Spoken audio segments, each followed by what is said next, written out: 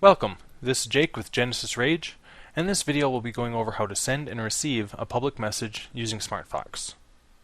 To be able to format the output a little cleaner, I'm going to add a using statement here, and this is going to be using sfs2x dot entities. I'll explain that a little more when we get into the handler method. Now we can only send a public message after we've joined a room, so we're going to scroll down here to our onJoinRoom method, and at the end here we're going to add in a new request, and that one is going to be sfs.send, and we're going to send a new public message request, and here we're going to send out the infamous hello world. And that's all we need to send a public message, but to receive it we're going to have to add a new handler. So we're just going to come down here, add in another. We'll call this one void on public message, and it takes in a base event. Now the using statement we added above gives us access to a couple data types, and the first one we're going to use here is called room. We're going to call the variable room.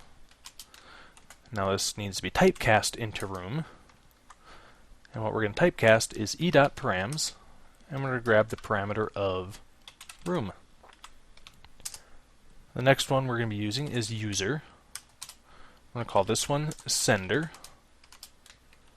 Also typecast this into a user, and here we're going to grab e.params, and we're going to grab the sender. Now that we have both of those in place, we're going to actually log that out. So we'll go debug.log, and here I'm going to add a left bracket. We're going to add in the room.name, add in some more stuff here just to make it a little cleaner to look at. And then here we're going to grab the sender.name, add in some more stuff here. And then finally we're going to add in e.params, and here we're going to actually grab the message. Now that we have the handler in place, we're going to come up to our start method, and we'll add the listener. So here's sfs.addEventListener, and here's sfs.event.publicMessage. And we're going to send that to our onPublicMessage method. So that's all we need here. So we'll save out the file and switch over into Unity and go ahead and hit play. You can see here it looks just like we did before, but here it says lobby, which is the name of the room we're in, guest number 0, and then our message of hello world. Now I actually have this running on another computer with a couple different variables changed.